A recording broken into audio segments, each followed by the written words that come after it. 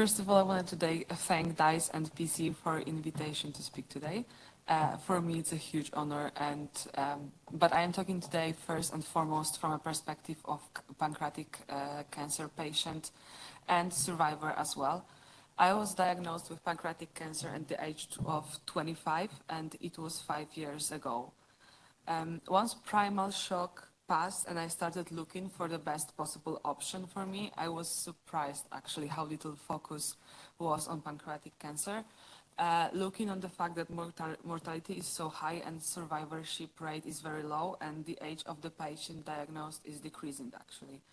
Only 5% of patients live for more than 5 years since diagnosis. That was said today a few times, and I remember very well when I first read read this sentence. It was a very sunny Saturday in July 2017. Actually, tumor on my pancreas was already confirmed, and the only thing I could do was waiting for admitting to the hospital, waiting for more advanced diagnostic process, for laparoscopy, biopsy, for histopathology, and then the decision what the next steps will be. I remember going to one of the best pancreatic surgeons in my county, and his reaction when he looked at my results. At this time, I had only CT scan. He was actually terrified, but very much tried not to show it to me and my family. So we kept looking because he didn't really get our trust from the very beginning until we found a surgeon who took my case seriously. Unfortunately, the hospital he worked was about 250 kilometers from my hometown, and I had to wait 2 months to be admitted for surgery, but after all, it was worth it, and that was the man I believed from the very beginning. Please wait, you have to wait. The next possible date is in some weeks. I believe I'm not the only one patient cancer who's heard those words. And knowing all statistics, it's actually scares to death. We all know that waiting is the worst thing that could be done in case of pancreatic cancer. After diagnosis and after surgery and treatment, my life changed completely. My plans for life were very much different from the reality I live now. I was supposed to be a forensic psychologist, and instead of that, I've spent 2 months in a hospital, had huge surgery with tumor extraction, then few additional procedures that I'm still undergoing every six months. I went through several pancreatitis, which ended up in hospital, and I was diagnosed with depression, spent a year and a half on a sick leave. In the meantime, I graduated psycho-oncology, started working for international company, and decided to engage in patient advocacy. Because when patient is diagnosed with pancreatic cancer, the whole world stops for the moment. I believe it can relate to other cancers as well, but I can speak only from my experience. And when the patient Google the phrase pancreatic cancer, it's getting even worse and worse with every result. Because pancreatic cancer doesn't save anyone. It doesn't matter if you're rich, poor, or famous. So if we see people like Steve Jobs, Aretha Franklin, Alan Rickman, or Ruth Ginsburg dying of pancreatic cancer, there is a question what will eventually happen to me. And we need to remember that it all starts and ends with patients. Patients' perspective should be the most important. Every organization should talk to patients and not about patients.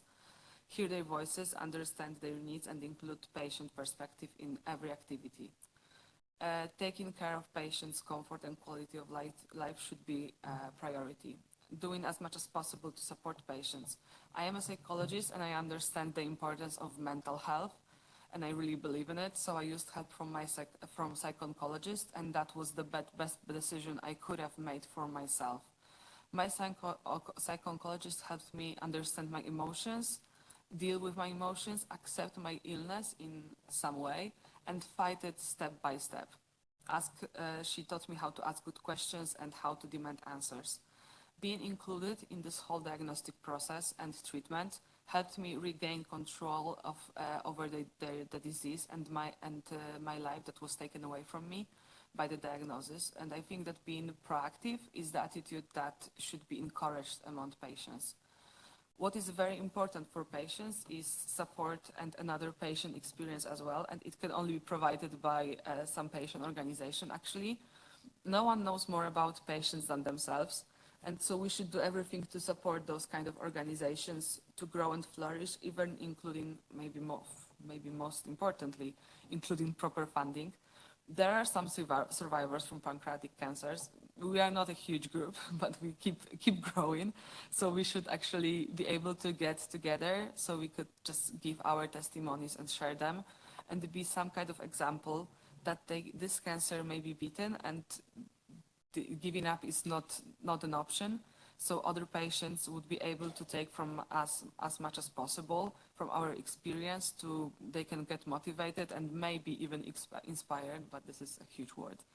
But let's be honest, the prognosis generally is not optimistic. The highest morbidity is within well-developed and relatively rich countries, which let us assume that lifestyle has a huge influence on morbidity, and because of that we can also assume that the numbers will only go higher. As it was said today also a few times, pancreas is a very sensitive organ and any surgery is very complicated and risky procedure. But medicine and science has made a huge progress here. And some time ago, surgery on pancreas was very unlikely to happen. And now people can live with pancreas and they can live a full, happy life. Because symptoms are not very specific, the most we can do is to prevent, but again, let's be honest, there is no conversation about pancreatic cancer prevention. In my case, tumor was found very accidentally, with no symptoms at all. I was under diagnostic process in completely different direction. And no one, not even my GP, suspected pancreatic cancer. Surgeons that I met couldn't believe when they saw the CT results that actually this might be the case and this might be happening inside of me. So raising awareness is first and most important.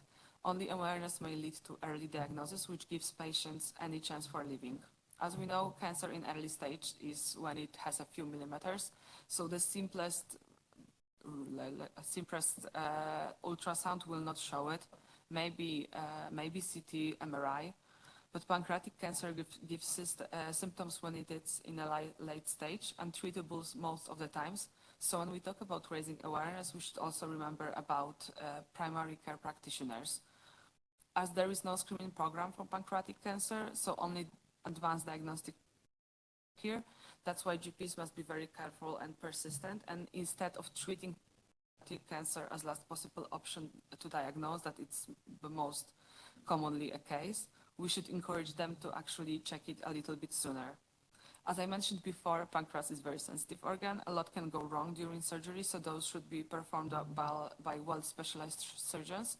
Patient deserves to be treated in specialized centers with the best medical staff who knows about pancreas and pancreatic cancer a lot. And each country should be able to identify such experts centers based on their proven experience. And when it comes to pancreatic cancer, European collaboration should be highly valued and fostered. Doctors exchange knowledge between each other, so patients should be able to take advantage of that and have possibility to be treated abroad. Let's encourage cross-border healthcare directive. And pancreatic cancer has no respect for race, religion, sex, or age. Knowing it is one of the deadliest cancer with the lowest survival rate amongst all cancers across Europe, we must act urgently to give patients a chance because there is no time to waste. Thank you.